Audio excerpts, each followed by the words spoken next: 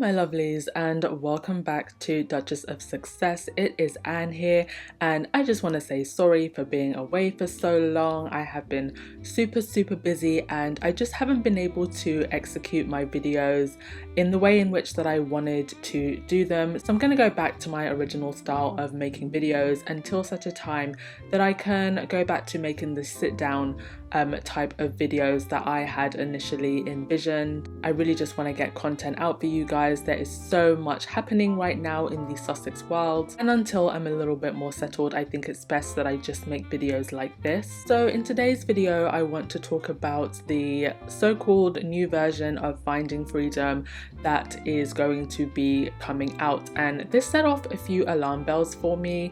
But before I get into that, I just want to discuss Omid for a hot minute. Now, Omid is a bit of a polarizing figure in the Sussex Squad community. Some people love him, some people don't, others are kind of indifferent. Now, in general, I think Omid has been the most fair out of all of the royal reporters.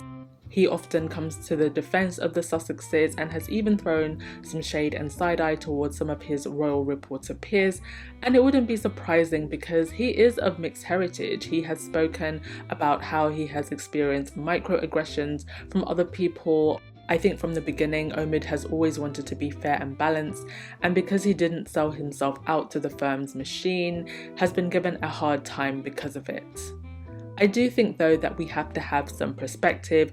Omid is after all a reporter. He is not a friend of the Sussexes. He is also essentially a businessman and now a brand of his own, and someone whose livelihood depends almost solely on the Sussexes, so he is not without fault. We know that the Daily Fell attempted to use parts of Finding Freedom against Meghan in her court case regarding the publishing of her private letter, and Meghan's own lawyers referred to Finding Freedom as inaccurate and the product of creative licenses. Now, with this new book, the publishers claim that it will include details about the Sussexes' move to Montecito, the Oprah interview, their lucrative deals, and Prince Philip's death. Basically, the behind the scenes of what has been happening since the last version of the book was published.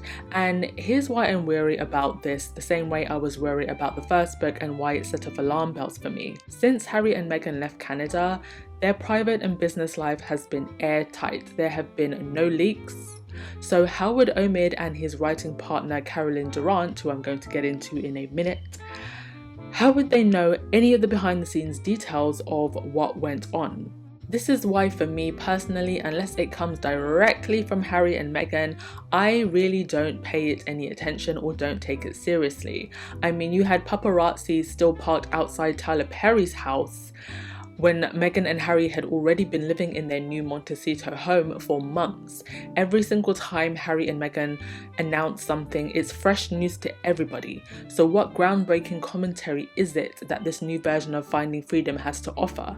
Bearing in mind the original book didn't really have anything too electrifying in the first place, and we later discovered that some of what was written in the book was hearsay that was printed in most of the ragmags that we tried to avoid. Now, on Carolyne Durant, who is the co-author of Finding Freedom, she has been completely and utterly silent about the abuse that Omid has faced, about the abuse that the Sussexes, especially Meghan, has faced, and yet is earning millions from this book.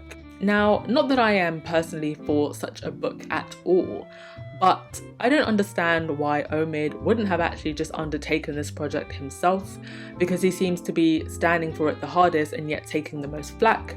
Carolyne, girl, where are you at? Because I have barely seen or heard from this woman, and yet she is collecting paychecks, and ultimately this is what the new version of Finding Freedom is about. It's about the money. So for me personally, I will not be buying this book or paying attention to it. Don't expect a review on it on this channel. Having said that, if you are going to buy the book, I'm not here to judge. Please tell me in the comment section below whether you are one of those people.